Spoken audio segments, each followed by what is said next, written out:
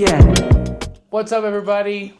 I'm Morgan Robinson. This is Coming to the Mic, and this is my guest, Larry Licon. How are you, buddy? Cranberry Larry. I'm doing good. Cranberry Larry? Cranberry Larry, dude. Larry's one of my, you're one of my favorite people, let's be honest. Dude, I feel the same way, so. You're one of my favorite silly geese. When I see you walk in, I'm always like, I know it's about to be a good time. Aw, dude. Don't make me blush in the 5 fucking minutes of... First 5? Yeah, first 5, sorry. Can't blush in the first 5. But So I'm dude. glad to have you on. Thank you, dude. Thanks for the nice words. I'm excited to be here. I love the show. I love everybody on that. I love the show. I love the show, dude. You like the setup? Larry, he came bearing gifts. Bearing gifts? I'm going to try to talk him out of asking me to keep these, but I got some nunchucks. That's right, This dude. was Larry's gift for me because he knows we share a kindred spirit of Ninja Turtles. Teenage Mutant Ninja Turtles. If that son of a bitch Shredder shows up, I mean, like, you gotta He's handle done. that, dude. Now, Yeah, dude. I'm going to learn how to use these. Yeah, dude. I appreciate that very much.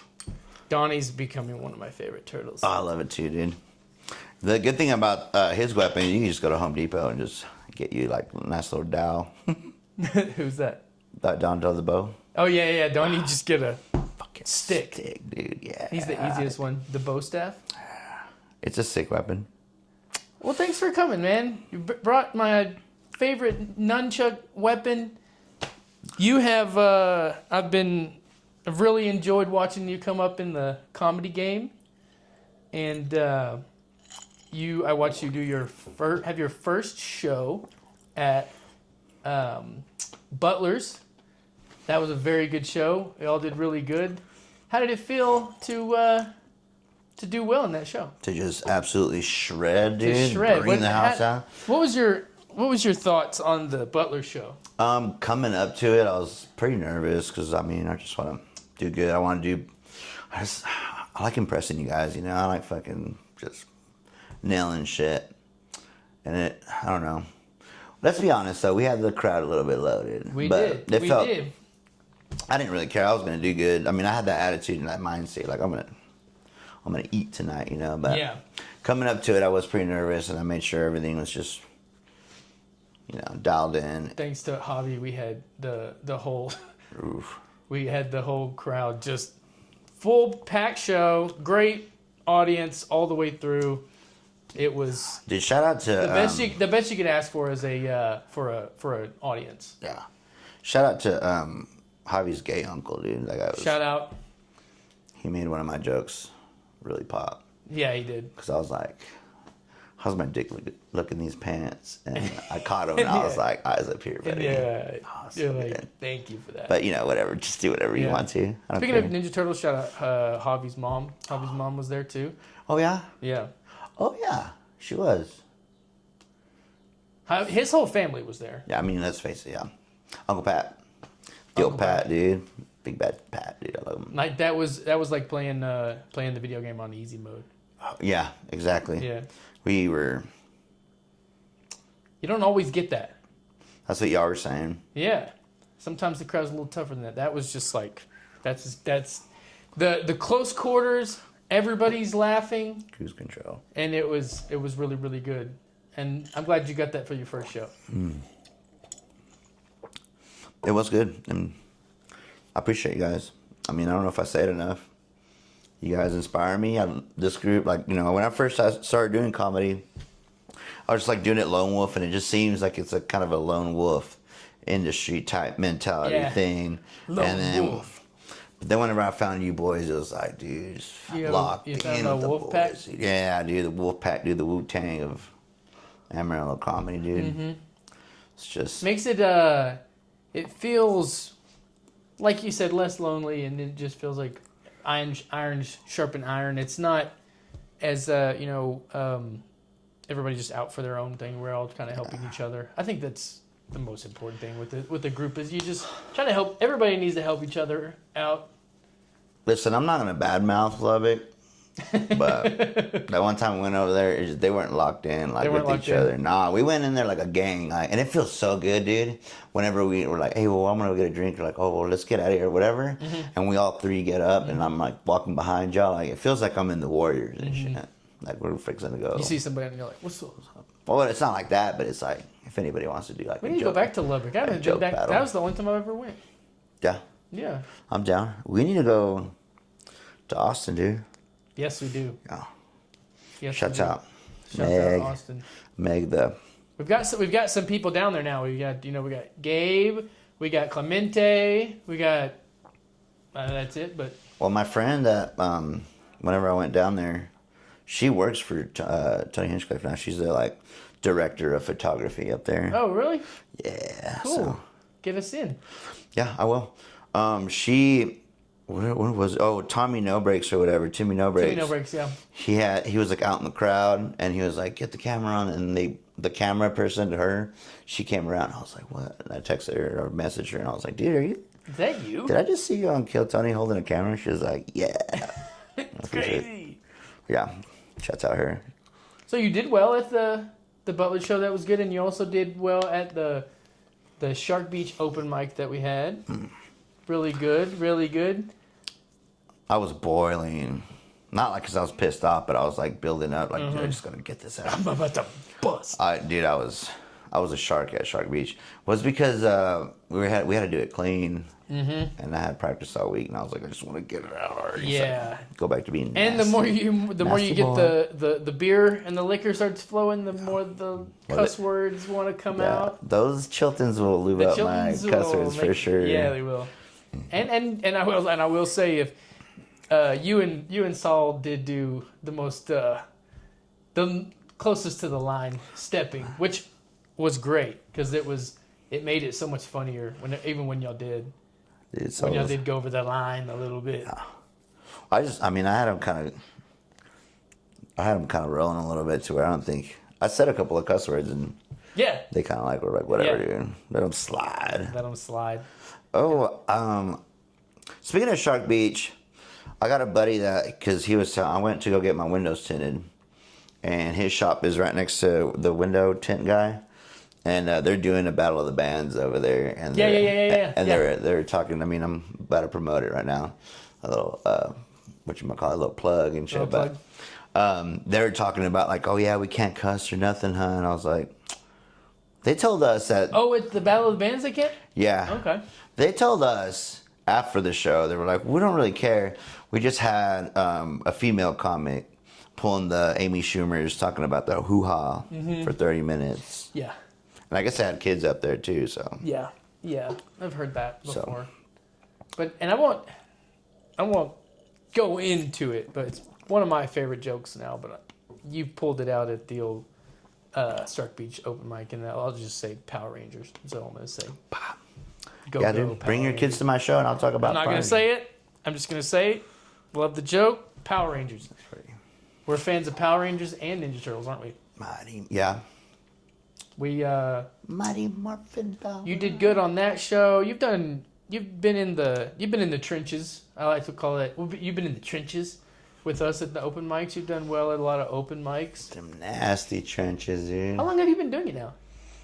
Straight with you guys? Yeah, straight with us. How long has it been? Well, let's get one thing straight. You know, it's not straight whenever. It's not straight. It's not straight whenever we're hanging out. But I got it written down on my phone, and it was like a week before my birthday. And my birthday's in May, so I'm fixing to come up on a year, which is crazy. Flies, huh? Yeah, it's just so crazy that y'all let me do so much in such a short amount of time. Well, so, you were a good vibe. You're funny, and you enjoy it and you care. Those are the three things that matter. And I love it so good much. Hang. Thanks. Clemente talked about that, how important the hang is. I think that's really important. I've learned that too. And then you're funny. You've always been funny. And then you actually care. You actually want to get better, and you want to show up, and you want to do it. And what else can you do? You're golden in my book if you got those three. Thanks, man. Wow. And I appreciate you coming on. I'm gonna start with where are you from for one? Because I like to get a background of you, where you're from, so we can find out where did you become so funny. Dude, I was born in Beverly Hills, actually. I know that sounds like a joke, but my parents were driving through Beverly Hills and they had really good insurance. So they had me at the Cedar Sinai, whatever. True? Yeah, dude. I thought you were joking. I know it sounds like a joke, dude. Also, I'm like the darkest skinned like sibling out of my family. So they're like, dude, the darkest one was, born in the most luxury. But shouts out back in Cedar Sinai. And then, so I spent the first 9 years in South Central, Los Angeles. How long were you there? For 9 years. I didn't know that either. Dang. And then when I was 9, No wonder you're a Dodgers fan. I'm saying, dude, I've been a Dodger fan since when they fucking, they were stinking up the place. You know what I'm saying? I was going to say something else, but. They're really good now. They're really good. And I don't want to talk baseball. They are good. And that's all I want to say. Yeah. Oh, fuck. They have a game today. We can talk all day about baseball. Oh yeah, dude. I moved when I was 9, and I moved to Stratford. And that's when, so it was a big culture shock. But that's when the Power Rangers first came out, and it was like, so it made it easier because I could just go to school and be like, y'all watch Power Rangers last night? Dude, it's morphin' time. I remember watching Power Rangers in the morning and eating. What was it? It was like cinnamon toast. You just literally put like sugar or butter and sugar and cinnamon on toast and just chowing on that and just getting down to the Mighty Morphin Power Rangers. Oh, I was thinking of Cinnamon Toast Crunch. Well, that was the cereal that came out later. That was really good too. Delicious. Dude, I miss the old Cookie Crisp. Those were good. Probably terrible for you, but great. I don't know. I bet the cereal now is worse than... Probably. Yeah. But so you were in Stratford. Yeah. And then where'd you go from there? So we moved in 94. And then we made the move from... It was either going to be Cactus or Dumas. And I was like, y'all going to make me move? How are so many people... from the tiniest town. The tiniest stinky place. I know so many people from Cactus. Dude, the crazy part is there's like 200 people in that whole town. The crazy part is that I'm going to catch smoke for talking shit about Cactus because those motherfuckers like eat, breathe, and love that place. And it's like, dude, rendering, I don't know if you know anything about the slaughterhouse over there, but like rendering is basically like all the scraps. And that's what makes that whole town fucking smell like. Stinky. Fuchila, dude. As my mom would say. I didn't even know that. I don't think I've ever been there. The slaughterhouse? Oh, Cactus? The Cactus. Yeah. You didn't go to Cactus. No, thank God. Thank God. I mean, what was that? I mean, I grew up skateboarding. What was I going to go skating? Cactus? Dude, just a speed bump?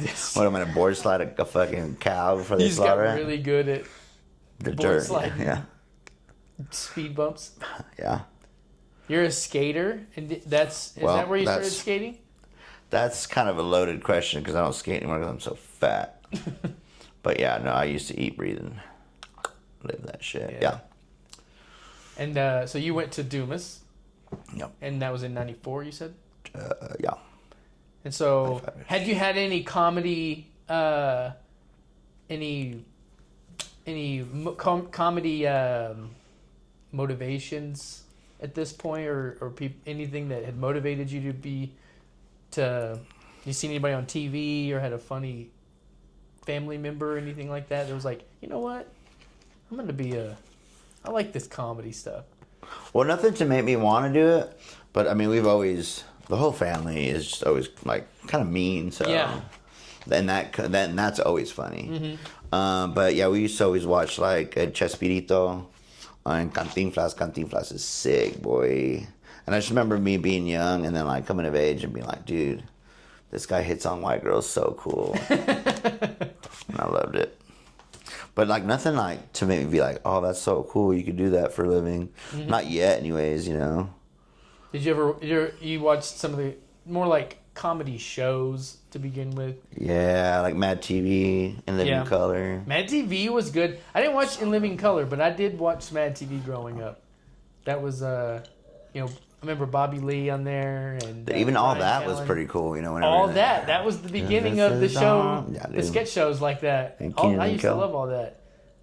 I watched the intro to that show the other day on Instagram, and it was like All That had no business having this hard of an intro, and it did have a hard Dude, it intro. went hard. The Keenan and Kel having Coolio Yes, cruising the lowrider, dude. Sign me Julio up, doesn't dude. get the props he deserves. Dude, Coolio's dope, right? The rap game just forgot about him. Yeah, dude. They do not care. There's a show called The Evolution of Hip Hop. Very good. Watch it. They go from beginning, when it was just before it was rap, all the way to the very end. seen it. They don't even mention Coolio. That's fucked up, dude, because he's sick. And so you're watching the shows, and you when did the first time you saw an actual stand-up comedian, you think? Like, just on TV? Just on TV, yeah. Well, I remember me and my brother watching a couple. Maria Bamford kind of stuck out a little bit. They seemed so foreign back then. Like, you'd see one, and you'd be like, that's... I have no idea how that works, and that seems a million miles away. And it seems like they're just, like, going off the cuff. You're like, they're just... Yeah, that's they're the illusion. illusion. Yeah. Yeah. First you watch it, you're like, they're just saying stuff. This is... Dude, but I, the first one that I really remember being like, oh, that's dope, Pablo Francisco. Okay. Yeah, whenever he would do like the voice for like the movies, this summer. Yeah, that's so good. Me and my buddy we're doing that for like, I don't know, 7 months straight. Like, this summer, Roger's a piece of shit. Dude, if you ever watch the show The Regs, they do that on The Regs, and it's the whole episode is so hilarious. That's so funny, dude. It's so much fun to do. Yeah. But yeah, Pablo Francisco, I remember that. And then later, whenever I started getting stoned with my buddy Cody, I remember watching, I think it's Tony Woods. Tony Woods. Yeah. No, is it Tony Woods? Are you? Tony Is Woods. it the black gentleman from DC? I think so. I'm glad He's not from DC, but he's Yeah. his club was in DC. It He- was. Is it Tony Woods? I don't know, but I know who you're talking about. Anyway. But yeah, dude, his he did this bit about, because he just had like this stoner feel, and we just started smoking weed, and he was talking about like wanting to go to Africa, and he's like, but if you just like turn on the Animal Planet channel and just smoke a doobie, it's like being in there. And then he did this bit about like wanting to get like a pet monkey to just like dress him up like him. Oh, so good. I remember that just like being so funny. Mm-hmm. Yeah, that was so funny. Well, when it really like clicked in though, or whatever, is when Cat Williams had his like iconic run. He was just like on everything. We would just Pimp Chronicles. Oh yeah, dude. We would all, after we get done watching it, we'd turn it off, and all of us would take turns like running the bits back. And I just remember, Yeah, he was on top of the world. dude. He for was a while. he was a comedy god, dude. Yeah. Which is Still crazy. good. Still good. I think he's hilarious. I just don't like whenever he starts like talking serious, and Well, he does a lot of that now. I don't like that. It's like, dude, just be cool, funny. I mean, it's cool. You do whatever you want, but Be a pimp and have a pimp cup. dude, get away from me, bitch. Yeah. That's Dave Chappelle. I don't know why I did that. But So Yeah. you think Cat Williams was one of the first like real stand-ups you saw? that I really was like, damn. And then of You were like, course, whoa. yeah. Well, then that we mimicked and stuff, and I got his like cadence and all that shit while we're fucking around. But and then the Kings of Comedy, at the same time that was Yeah. coming out. That shit. I mean, Bernie Mac's a legend, dude. Bernie Mac. Nasty. Name all of those guys. Bernie Mac, D.L. Hughley, Dale Hughley, Cedric, the Entertainer, and what's the Harvey. dude that? Oh yeah, Steve Harvey. Steve Harvey. Yeah. I can. Good group there. I was just happy with just naming Bernie Mac. I mean, they're all great. but Bernie Mac's Mac's so just good. Level. I haven't above. had a Bernie. Have I had a Bernie Mac as a? I don't think I have had a Bernie and Mac yeah. on the Mount Rushmore yet. We were talking about why. Which brings us to our next segment. No, we're not done with your intro yet. Okay, sorry. Because you're taking still over. you're still a young Larry in this. Dude, I want to take it over and just be like, so what are your... have you done an episode? You haven't done an episode of yourself, right? No. Hmm? Like Where we just flop? Yeah, I want to host your show. I'd be like, dude, so... Morgan, you're coming to the mic. What's up? Dude, let me do that. Yeah. That'd be so I thought you were sick. saying a solo one. I just... That'd be kind Where of I'm just in... Where I'll just put one right in the middle and just... All right. Hey. It's just me. What's up, everybody? No, dude. Let me host it, dude. Okay. You know what? Let me and Javi host it, dude. We'll double team. That'll go off the rails real fast. I know. It'd be fun. We can That'd be redo it. fun. So Now I want to ask you questions so bad, dude. So bad. for now, let me ask, what's the so you're a young Larry and you're growing up and you get into high school and you are liking Bernie Mac and you like Cat Williams. When's the first time you saw an actual stand-up comedian? I didn't see an actual show till my birthday, I want to say 4 or 5 years ago. I was already Who'd pretty you old. see? Theo? Nice. Yeah, dude. I was going to make... Theo Von? Dude, I just remember when he first started coming out in the podcast and Podcasts changed the world, man.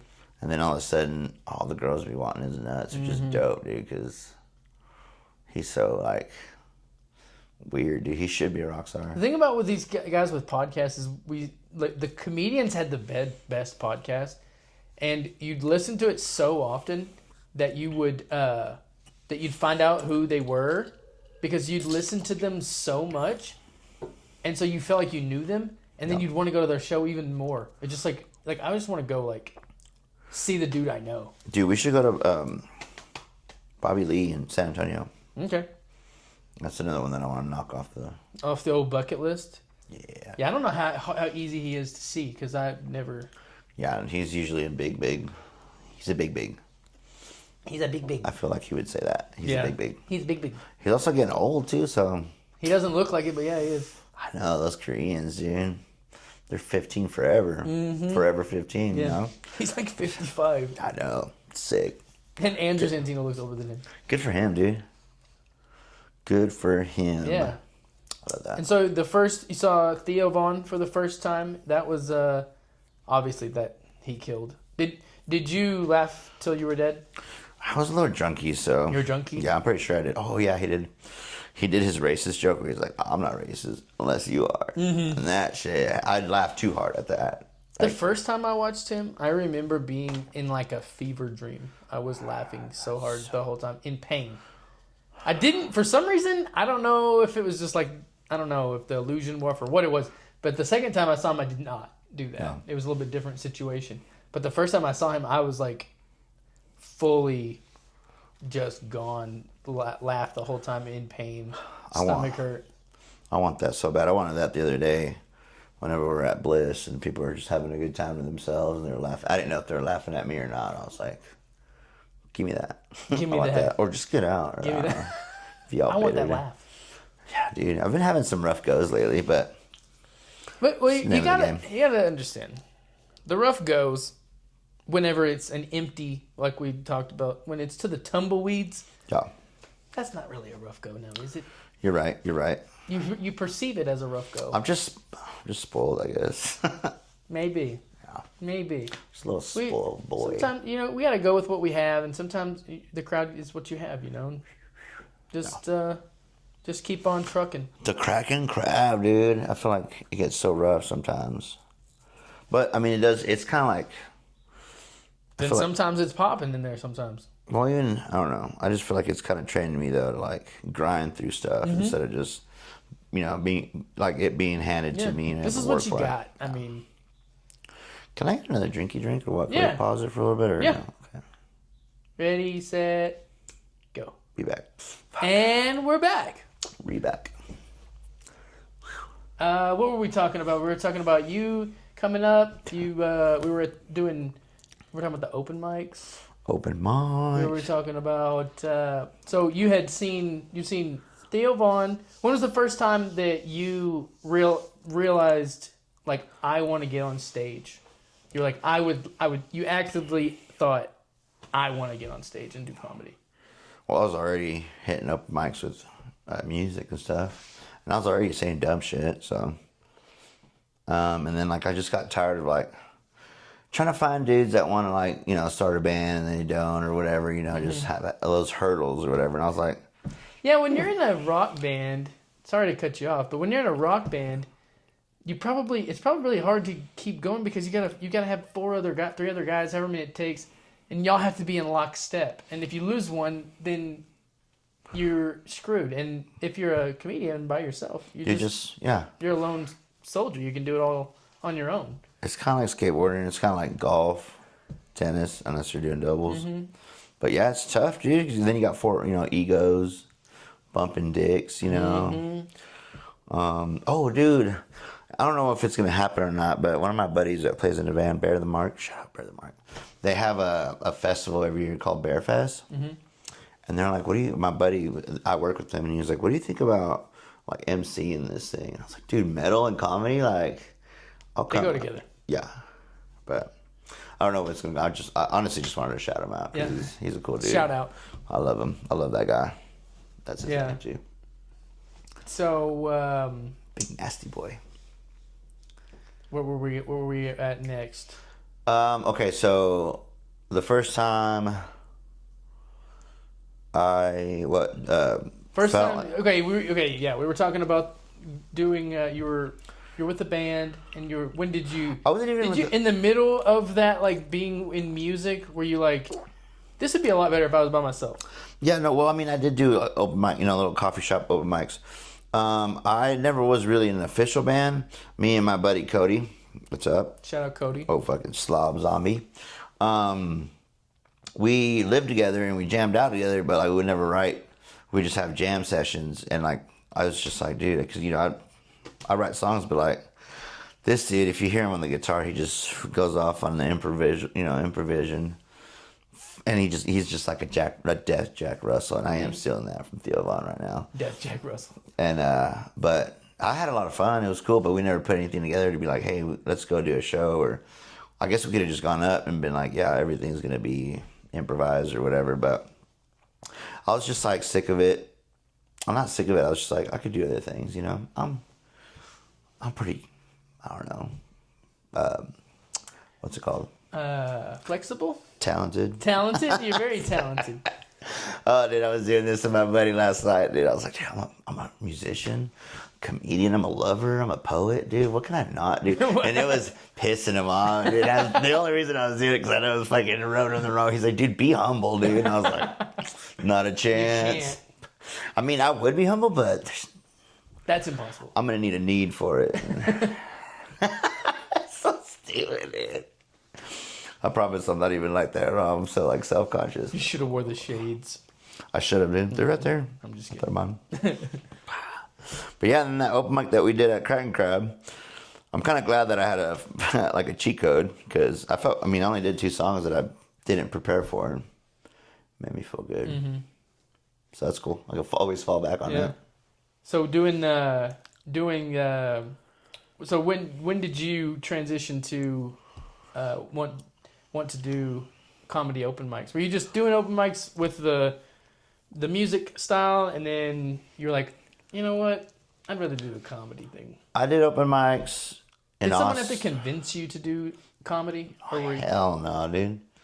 I did open mics in Austin, and I remember like having buzz. You did mics in Austin? No, but not comedy mics. Okay. I did music mics over there, but I was rubbing elbows with some dudes that were comedians, and I was just like, dude, comedy is dope. That's so cool. Like, and I never really got a chance to go up there. I moved back over here. I moved to Colorado Springs. They had like a place I think called Looney's, and I was just about to like work my nuts up to go up there, and I never did because I always wanted to do it like in a real comedy club, whatever. And excuse me. And then I moved back over here, and I was like, I just wasn't having a great time, and I was like, dude, this is miserable. I'm gonna go make fun of my own life on stage. And so you were like, I'm gonna go do this, and you went to 806. Shout out. Ocho Sexy, yeah. And how did you do at your first open mic at the 806? People laughed. I mean, You did get some laughs? Oh yeah. Okay, cool. But I mean, I got my I got my first set recorded, and it's one of my first sets. It's just my rhythm is just so like I'm just like I was an AK-47, and you gotta slow it down. You gotta put it down in semi-auto at least. Well, that's encouraging to get laughs the first time. I know that I did not, and Yeah, a lot of people don't. I remember the bros telling me like, dude, you're like really animated. That's how I am. Yeah. I think you were one of those guys who's got the got the zest, I call it, and then you have that personality, and so you probably it's easier for a guy like that to go from just being your personality and then going to the stage and being funny than a true like joke teller like some of us are. Yeah. Where it's like the joke has to be funny, like the joke has to be written well for it to be funny. Mm-hmm. When you go up there and it's like you can use your personality and make it you and make it funny. Saul is really good at that. Yeah, we do kind of have that cheat code, huh? Mm-hmm. Yeah. And so you did really well at the first. Oh, that's encouraging that you did well at the first open mic. Was there any other comedians that came on? Dude, I forgot the dude's name.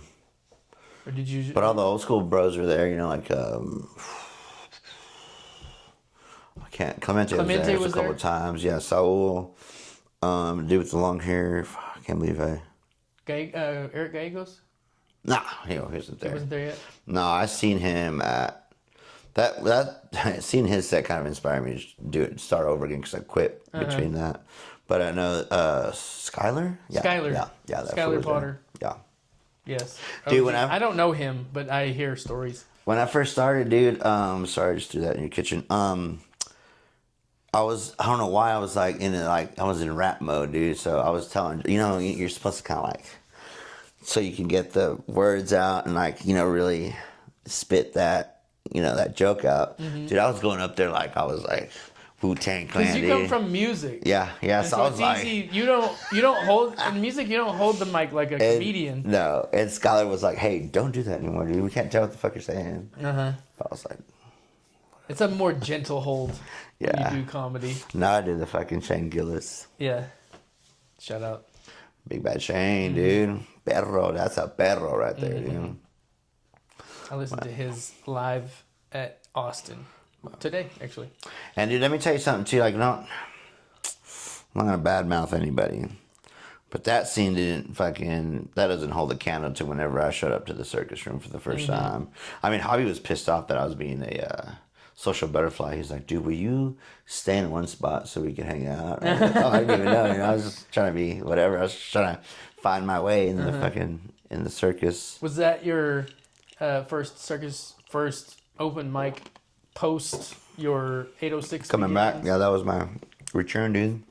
Return of the real rat, dude. When you went up the first time, you said you got laughs. It was some of the original guys that did the open mics. That's a bi-weekly. You do that every other week open mic. So the first one. When you went to the next one, did you go to the next one on the 2 weeks later, Mike? No, dude, I didn't rub enough elbows. I didn't really know. And honestly, I was like, I thought that was the only one that we had. So I was like, that's one of the reasons I just quit because I thought I was going to move. After the 806, Mike, you didn't do the one 2 weeks later? Oh, yeah. The 806. Yeah. The original one. You did go the next 2 weeks? I think at that time there was only one a month. Was it really? Yeah. I thought it had been once every 2 weeks. How it is now? No. No? Okay, we'll say the next one was in a month. Did you do that one? I tried to, yeah, and then I was just like kind of getting frustrated because I wanted to go up. I was a little hungry guy, dude. I was a hungry hippo. And you did go up the second time? Yeah. And how did you do that time? I think just as good. Yeah. Yeah. And so did you stack? Did you keep going up? No, I mean, I kept on going. I didn't feel like, it was just kind of like the same thing. I didn't feel like...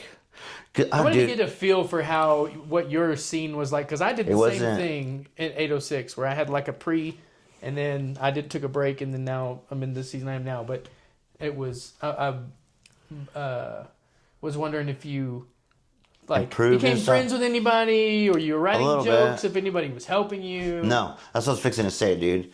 At that time, I didn't feel like I was getting any better.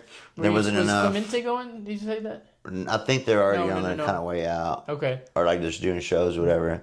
But I didn't feel like I was getting any better. I didn't think it was gonna go anywhere. So I kind of just what had happened is we did a show at or I open mic at Marshall's during like COVID or like whatever, and You did a comedy open mic there? yeah, and I opened. I had my notes, and I was like, "Ooh, I'm gonna spice things This up." is during COVID? Yeah, I think so. Something like that right before. I just missed you then. But yeah, I started jumping around my notes, and I forgot that I already did that joke, and I was like, I ain't got it right now. So, and no, but when I started coming out with you guys, like the improvement was just like a fucking rocket, dude. From like going so much, and then having you boys around, and getting a host, that's like steroids, dude. That really is. Because that Performance enhancing. the comedy. 806, when you're just doing the 806, that's not really a comic scene. There are comics that go there and you can mingle with those guys, and but those it's not a scene really though. It's like now we have like an actual scene, or there's multiple comedy open mics and there's people and there's shows, and there was always shows, but it's just easier to get in front of people now, and people that are actually trying to, they're trying to be better, and then also And help, push everyone forward if they can. Back then there was not much of that. Now there is a lot of that. I would like to think. I used to feel like that's how Lubbock is. Dude, that's gotta suck for them, dude. Poor guys. That one dude that came down, he was cool though. Ricky? Yeah, is it Ricky? Yeah, they kept on calling him a Jew or something, dude. I really Ricky. He's fearless. I like that. Yeah, dude, he's got fucking big Jew balls, dude. Yeah, dude, he does not care. He's like Jacob in that sense, where they just Jacobs. if something is, their cops are coming to get you, but I'll see him myself. yeah, he just he'll start kind of poking at somebody, and if they start getting really mad, then he really starts going at them. He's like that's when it's funny to him, is whenever you're actually getting mad. It's time to go to work, dude. Which is not. That is a brand of comedy, I guess. But dude, yeah, I want to take a little time, just a second, to thank him for coming in that one open mic whenever that dude was trying to like steal the mic from me and all this, and he came in the last second, dude. And it was like, in wrestling, like when you got like when you got like the baby face or whatever, then they run like they're getting jumped, and like you just run out of the curtains, dude. That's how he was coming into the door, grabbed that mic, dude, just immediately. He was like, this guy looks like he likes SPM, but like for his charges. And oh my god, dude, that shit was not because of his music, but for the charges. Oh, I was so good. I was just like, this is why I'm here. I wonder where he pulled that from. Dude, that shit was so solid, dude. Yeah, it was. Fuck. Flame that dude. So good. And that was the dude that was trying to come up and grab my mic. So I didn't realize that was the same night. I do remember that. I remember that guy, that big guy, just like he was just hanging out, hovering. And then he was like, you're like, no, dude. Like, nah, dude, this is mine. Not tonight, dog. You have to work for that. Shout out Mulligans, who doesn't let us do that mic. Shout out Mulligans, dude. They let us go. We were cool for a little bit. Yeah, they did try to tell me that nobody wants to hear my jack off jokes, dude. Shut up, dude. I get paid now for my jack off jokes, so made money off. Shouts out to that dude. That was a fucking dumbass. But yeah, I didn't like Mulligans, dude. But like, I'm starting to see that whatever mics I don't like are gonna be good for like crafting, If you don't like them, it's for a reason. That usually is sharpening you somehow. Yeah.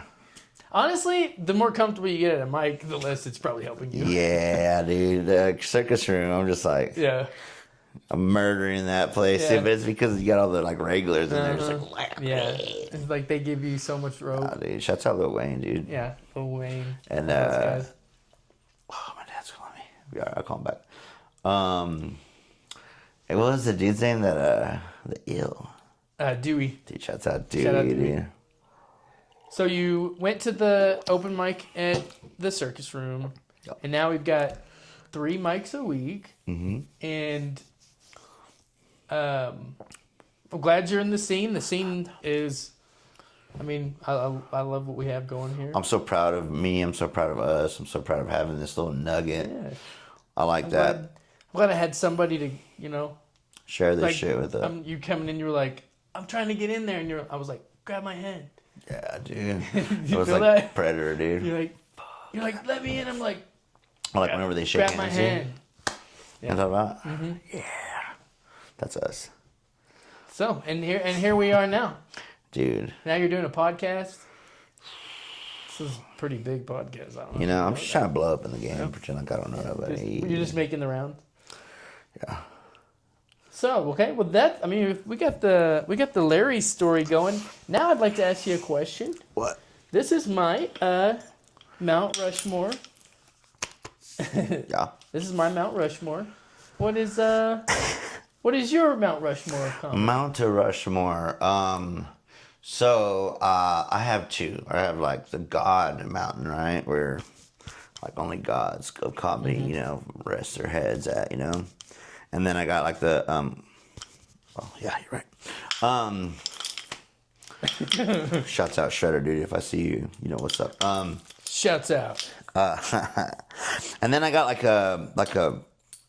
a Mount Rushmore that I think like inspired me. Maybe they don't get enough like light shined on them and stuff. And it's just like music though, you know, like I don't like the popular or like I like to dig in like, you know, a little more to get the the off the beaten path guys, the obscure the deep comedians, cuts, you know, the deep cuts. And the reason I do comedy, and I gotta step real carefully whenever I say this, dude. I really appreciate the art, like more of the art form of it. Like, yes, I like the attention, dude, and yes, maybe girls are watching this right now wanting my nuts. Dude.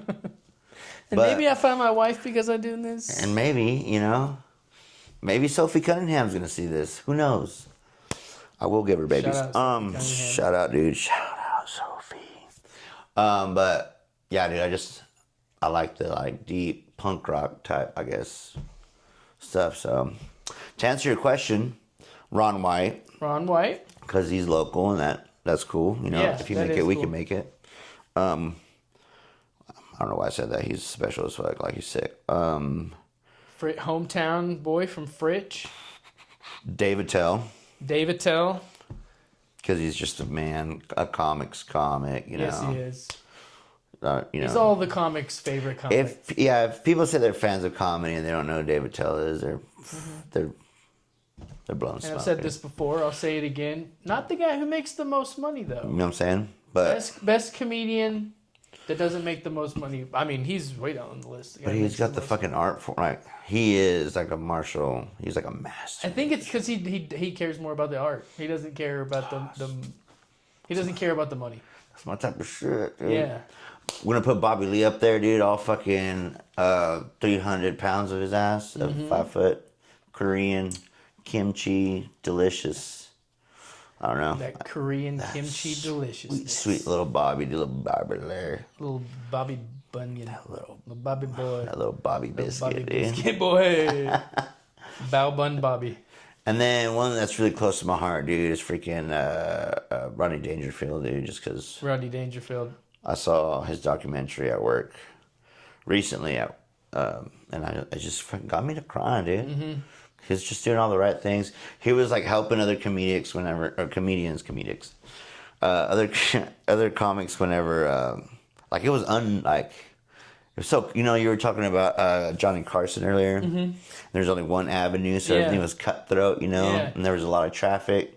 Nobody really gave a shit about each other, and he showed a lot of love to a lot of people that blew up. He really did. He was the first one to do that. And he was the one that got burned by Carson so much, and that maybe what motivated him to do that. Be like, because he felt like he was. For people that don't know, you also shared that documentary with me, which I loved, and I watched it, and it was great. I'd never seen that before. Did you cry? I would have cried, but it had such a happy ending, you know.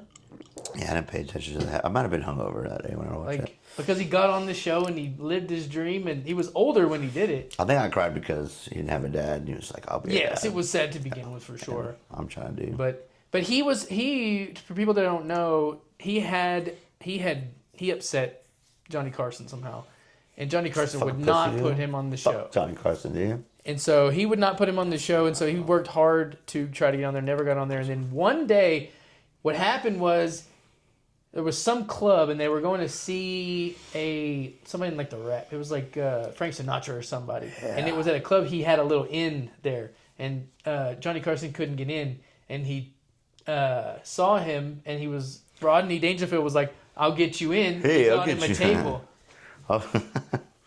Well, I get respect around here. Will I get some respect? And if I let you in, will I get some respect?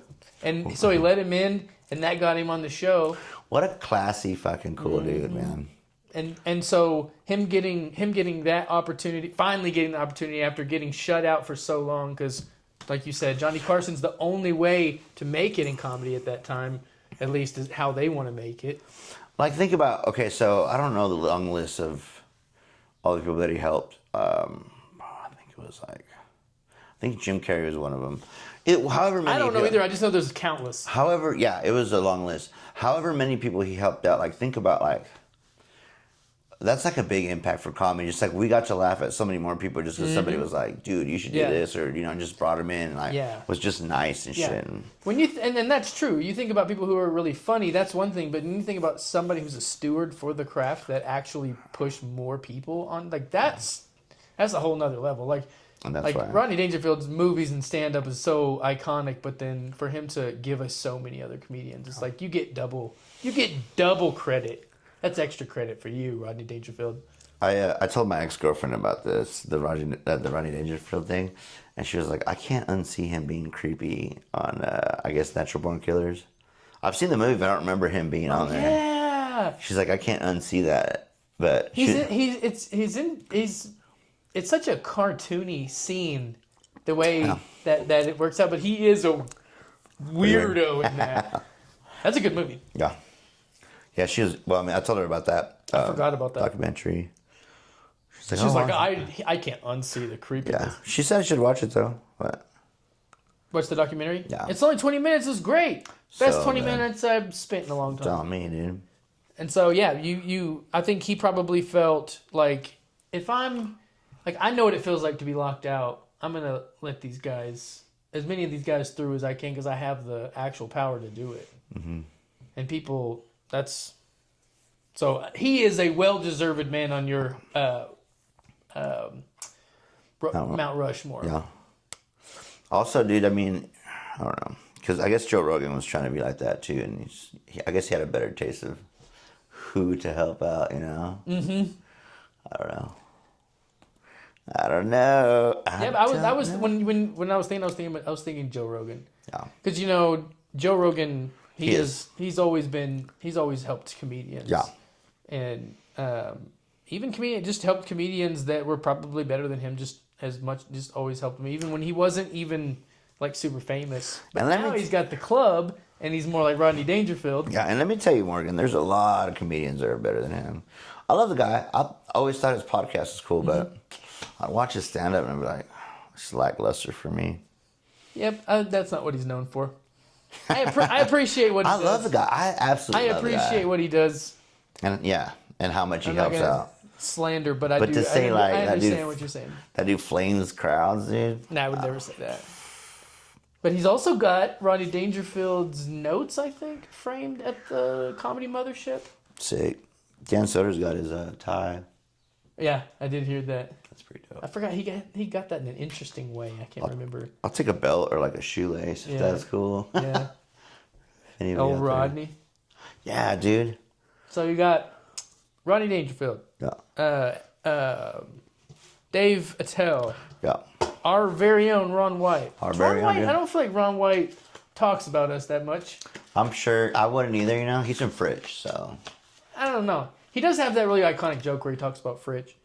Oh, does he really? Yeah. Are you fucking with me? No, yeah, he did tater salad. I think he name drops Fritch in that. I'm not positive, but it's about whenever he lived there. Okay. I know a lot of people who have stories of stories about people who are our age have stories of their dads like, yeah, my dad did this with Ron White. Ron White. But who else was it? You had one more. Bobby Lee. Bobby Lee. I gotta check him out. I have seen zero his stand up. Dude, well, they don't really have. He's just doing his first Special. When's the special coming out? Yeah, like I think later this year. Yeah. Like in December or something. But I'm just trying to go see his penis, dude, because I hear he fucking whips it out. He does. Cool. I heard if he starts bombing, that's what's gonna... Whip it. If he starts doing that, dude, get your phone out. I joke about it, but I never do that, dude. I'm better than. Nah, just kidding. I don't know. I just think he's fucking. He's just a little nugget. He's the funniest podcaster. And yeah. You ever get him and Theo on the same pod, and it is like two aliens just fighting it out. Him and Will Sasso are pretty funny. I like Will Sasso's funny. Will Sasso. They were on MADtv together. Yeah, they did like a MADtv kind of reunion. I heard about that. Kind of went off the. You know how Bobby Lee got kicked off of Wasn't he MADtv? doing? Wasn't he doing way too many delicious like Vicodins? Mm-hmm. You know what happened? God, I love Vicodins. He was doing. He used to do the iconic Connie Chung. Yeah. And he pooped his pants on set while he was Connie Chung. Yeah, I heard he like. Didn't he also like as he was leaving like poop on the? I don't know. I think he got it. I think it was a mess. And I think they were like, "All right, Bobby, that's it." Just Bobby poop everywhere here. Who else? I had somebody. Oh, yeah, some honorable mentions like Stephen Lynch. You ever heard of Stephen Lynch? I have not. Stephen Lynch, no. He would like write like funny songs a little bit. Had a guitar of his own. Is it Rodney Carrington? Rodney Carrington. I've heard of him. The country. Yeah, that guy is hilarious. I want to just read it off here. Pablo Francisco was a big I already said that though. Oh, dude, Roy Clark. Do you know who Roy Clark is? Roy Clark is more like he's a virtuoso on the guitar. Any stringed instrument, he could play a mandolin, a violin, a guitar, anything. But like he does like funny versions. Like he does Folsom Prison Blues. Mm-hmm. And like he'd be like, "Oh, I shot a man in Reno just to watch him die," and then he'll like make a machine gun sound with the guitar. It's so sick, dude. And I found out about him like kind of late in my life, and I was so pissed off at the world, dude, because I was like, dude, a badass musician and a comedian, like so angry. So I just wanted to mention that's what you that. want to be, huh? No, not really. No, I want to keep my music kind of on the down, you know. Okay. I feel like that's what you're kind of like that's what you're coming to. Yeah. A little bit of a. If I have like, I'm not trying. Music comedian. Yeah, I mean, I have some bangers, you know. But that's not what I don't know. My music, I used to think that, that's what I want to do, but my buddy was saying, like, you should concentrate more on your music because that's what your first kung fu style was. Mm-hmm. But it's just comedy, dude. Follow your heart. Well, if I'm going to follow my heart, then I'm going to follow you around. And that's a gay joke. That'll lead, this is a good segue. Were you going to say something else? It's just comedies. I don't know. I don't have a group. You guys are my band. Mm-hmm. You guys are my Beatles, dude. You guys aren't my Oasis because we get along. And it feels good, like, to be hanging out with you guys. And the music stuff feels good too, but just comedy is kind of where I'm just putting my energy in. Mm-hmm. That's all I gotta say. Well, that leads me to my next question. Mm-hmm. If you had any advice, you're almost a year in. Yeah. You've got some chops. You got your sea legs under you. Yeah. What advice would you give to a young comedian or yourself if you could go back in time? What would be a bit of advice? I don't know. People are pretty what's the word? Just went brain dead. That's always fun. Like, people kind of want you to, like, follow your dreams nowadays a little bit more. Mm-hmm. You know, like, they're not as, like, negative and shit, but there's still some of those negative fucking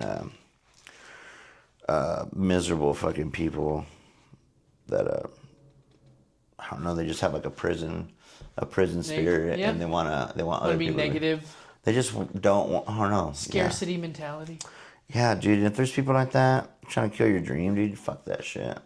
Those are the kind of people that always like fueled me to be more myself and more listen to fucking weird shit and more be like, dude, you don't have to listen to what the status quo is. So the advice: don't listen to those people. Listen to those miserable bastards, dude.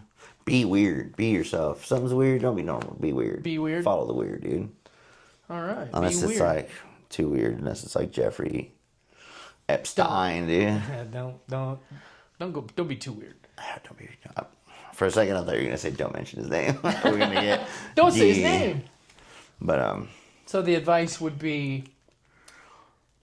Just fucking be yourself, dude. Be yourself. Don't let people fucking tell you can't do stuff. It's kind of corny, but I think it comes from like working. I got a coworker, and I was telling him like, dude, I want to do falconry. He's like, no, it's not gonna be. I said, dude, we live in fucking Texas. You could own a penguin if you wanted to. You mean to tell me I can't fly a sweet ass fucking bird off my arm? And then okay. And that. Like, whatever your dream is, look it up and don't let nobody fucking shit on it and tell you. Follow your dreams. Yeah, follow your goddamn dreams. Follow your dreams. Don't listen to the haters. Yeah. Don't listen to the noise, people. dude. Don't listen because they don't matter at all. Unless it's my album coming out, then listen to that shit. Then listen to that. But yeah, that is parsing out the good that is good advice. Well, it's because everybody is a critic and they think that their opinion matters, dude, and they're like. It's not the critic that counts. They're not. A lot of these people like to give their opinions, and they're not giving people the right trajectory. It's like Teddy Roosevelt's "Man in the Arena" speech. The critics aren't in the arena. You're in the arena. Yeah. So that's really good advice because there's a lot of people that may have comments, or you may be scared to tell them that you want to do something. Yeah. And honestly, those people don't matter at all. So like. The advice of like wanting to be the falconry, don't like maybe tell somebody that you know is gonna be supportive, but otherwise like who cares? Just do it. Be a falconeer. Dude. Be a comedian. Whenever I like Googled it, I was like, dude, you don't know anything, dude. This whole time because he knows a lot of shit at work, and I was just like so hard. I was like disenfranchised. I was like, you don't know anything, dude. Fucking dumbass. He shouts out David. Shouts out hater Dave. I call him my diabolical. You're fueling this rise. Yeah, dude. Yeah. So that's what it is. Listen to them, but just use them as fuel. Use it, yeah.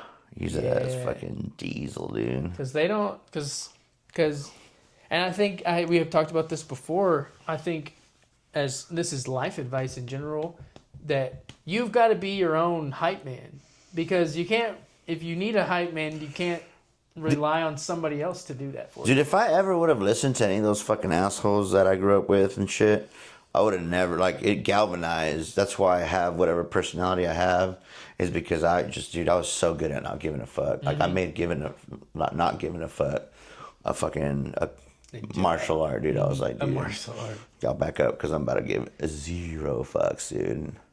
So you've always followed your dreams. Just always been a little punk rock, fucking fucking crusty, fucking... Just paving your own way. Scumbag, That's what it's about. You got to pave your own way. No one else is going to do it for you. No. And if anybody's going to try to do it for you, they're not going to do it. No. Right? They're not going to, And I think I fall victim to that. A lot of people fall victim to being like, trying to check in with people to see if what you're doing is right. Yeah, But don't do that. No. Live the way of the Larry. The way of the Larry. Let that fucking spirit free, dude. Yeah.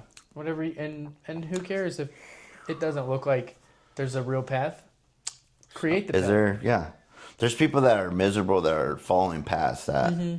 They're not doing anything fucking special. Yeah. You want to make a mark on this world? Because Larry's not going to make a mark on this world listening to everybody and what they say. I'll tell you that. But I will make a mark by making fun of all you dumbasses trying to... We'll be making fun of you dumbasses. You just code switch on me? Mm-hmm. I can do that. Mm-hmm. I don't know what... Mm-hmm. I don't know what code I switched, but I switched it. I switched that shit. For real. Perro, So I think if you boil that down, Pedal, what would you say that advice is? Let's put it on a bumper sticker. Dude... Larry's bumper sticker. Just Because it was follow the dreams, don't listen to haters. also, if there's like something that you kind of try to muster up the courage for it, like just do it, dude. What's the worst that's gonna happen? If it ain't gonna physically hurt you, it ain't gonna hurt you. Yeah, I think our fears are a little bit weird. Like we get scared. Like it's a little strange to get scared to go up on stage, and I was the scaredest person to go up on stage. But are you going to be in danger? No. What's the worst that can happen? You bomb. What's the best that can happen? Oh, you become good on stage. It's like losing your virginity, dude. What's the worst thing that can happen? Get somebody pregnant. What's the best thing that can happen? Busting a little nut. Yeah. You have a little... Just, yeah, dude, I don't know. If you're scared. Dude, because what if you're the best comedian ever and because you're scared? You never knew it. What? That's such a small, I don't know. It's a small price to pay. To just be scared and muster up the strength. Because I was, like I said, had big time stage fright. I was awkward and just, if I get nothing else out of this, I grew because I just did something that was really hard. Now that's a great segue to our next. I'm just kidding. But I want to talk about this though too. Stage fright. I had beat it out whenever we were doing like a high school talent show, and dude, I had it way bad. I was like drinking like Sky vodka all through the night, just trying to get my nerves. But I crushed it, dude. I mean, if you're there, you know, I did the national anthem and then did it with my teeth and behind my head, like. You did that? Yeah, dude, like a real fucking little Hendrix boy, dude. You did that, really? In high school? Yeah, and then that was the time when I was like Sky vodka all night, dude. I went. They came to, my friends came to pick me up, and I remember like I was already out of high school, so like first year out of high school, and my friends were still doing shit, and I was like, yeah, dude, if y'all want to let me open up or whatever, I will. And I grabbed that bottle of Sky vodka, and like I wasn't even carrying the case like how you normally would. I was like hugging it, and I was like, Mom, I'll be right back. I got a show to do, you know. I got a talent show to do. Dude, it was tough. But yeah, after that, I was like, that's just the stage. And it's in us biologically to be scared of talking in front of people. So people that have the knack, that don't have to walk through the fire, then that's good on you. You were very lucky, because some of us it's harder than others, and it was very hard for me. I never really mind after that. It was a grind. It was like a little bit at a time. But people, I'm still nervous up there. My friends tell me, my buddies are like, dude, you have balls of fucking steel for going up there. But I mean, after a while, dude, you just... Yeah, I'm tiptoe in. Dude. What's the worst thing that's gonna happen? I heard a comedian say that, dude. Like, dude, what's the worst thing to do? Not laugh. Mm-hmm. Cool with me. I got one more thing that I wanted to get to. What time are we? What do we have right now? I think we're at an hour, so we'll do one more. 1 more hour? We'll do 1 more hour. That's just your episode, dude. So the advice. I want to go back to the advice though. Bumper sticker advice. Oh shit, dude! Should I make bumper stickers here? If you could come up with a phrase, we'll make a bumper sticker. All right, right here. Let's go. What is it? Oh shit! I'll come up with it right now. It's your advice. Okay. But it's got to be short enough to put on a bumper sticker. I have a bumper sticker over there that says, "I'm so gay I can't drive straight." So that long. Damn. I almost want to steal it from what's Marky Mark from off of the other guys when he's like, dude, I'm a fucking peacock, let me fly. But yeah, just I don't know, dude. I'm a peacock, let me fly. Yeah. I like that. I would do that, but I mean, I kind of want to come up with something original on the spot right now. It doesn't have to be that catchy. It just has to cover all of your advice all in one. Just like let that spirit free, baby. Let that spirit free. There you go. Free, let that spirit free, baby. And then make it like super MAGA patriotic, dude. Mm-hmm. Like fucking guns and fucking racism. No, I'm just kidding. No, not racism. But American flags. Eagles. You gotta have a damn. You gotta have a damn. It's gotta be on the back of that eagle, dude. Let that spirit free. Spirit fly. Nothing's freer than an eagle. Ooh, nothing's freer than an eagle, huh? You know, we're gonna be our like country's like animal is gonna be damn gotta answer this. It seems like they're calling me a whole lot.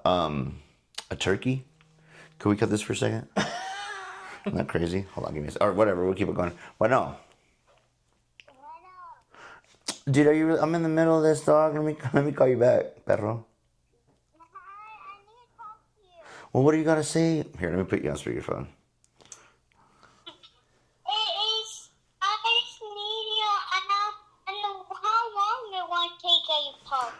Mijo, I'm almost done, big boy.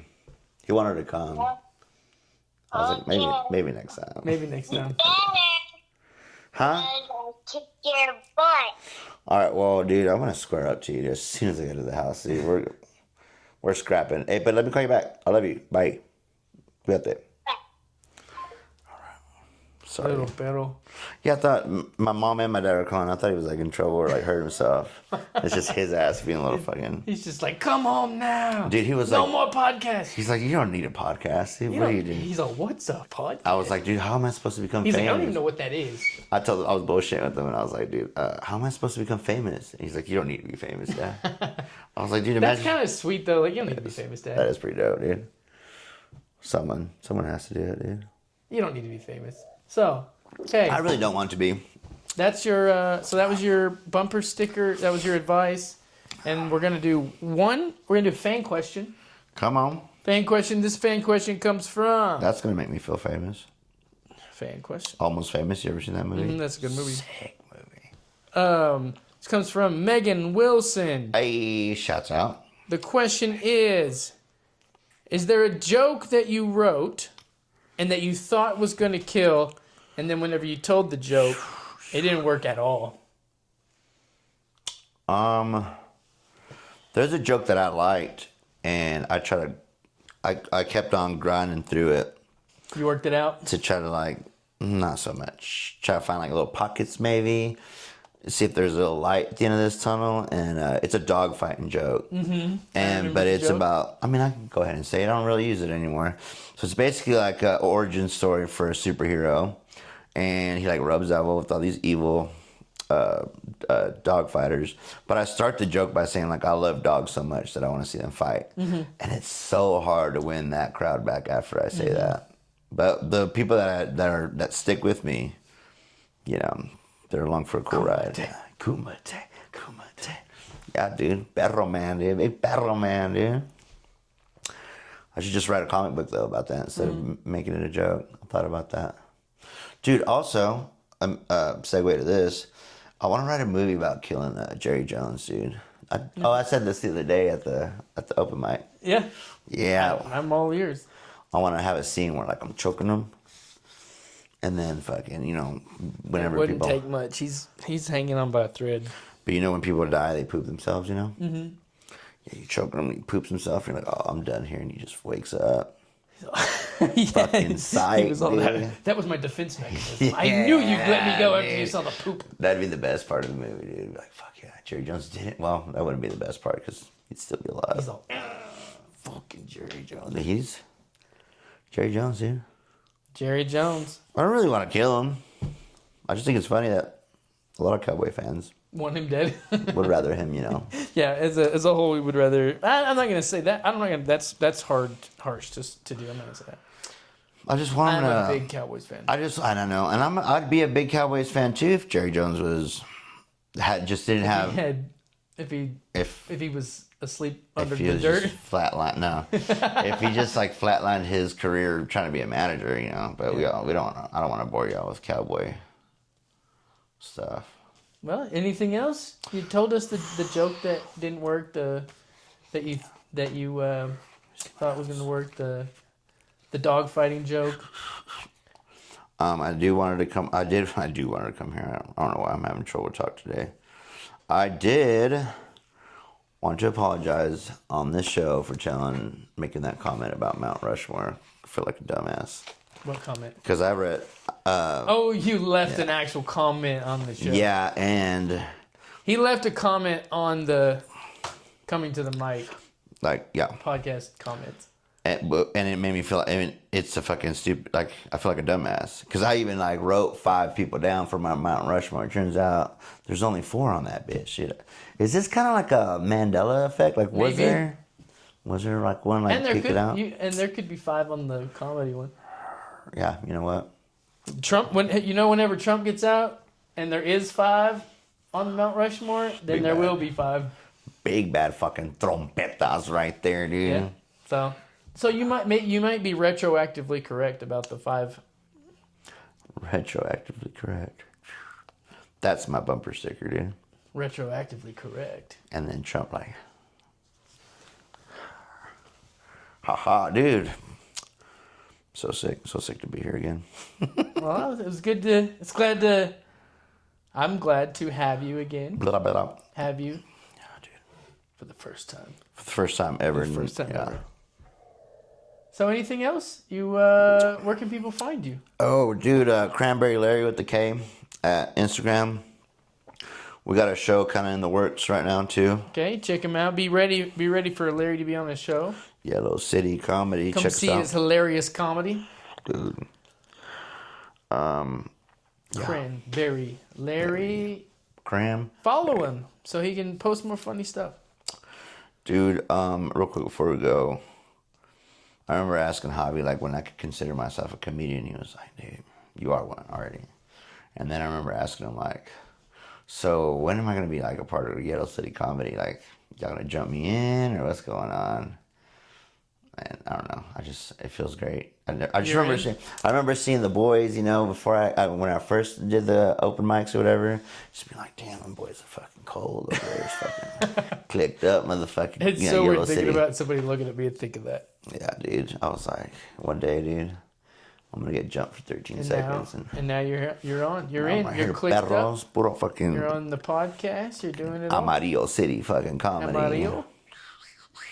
Well, thanks. Yeah, dude. Thank you. Thank you for. You got anything else? No, dude. Any wisdom? I was gonna sing a song for everybody. Okay. Just kidding. I'm not. Not yet. Okay. He's like, I'm not the music comedian. Actually, and the guitar just kind of comes out.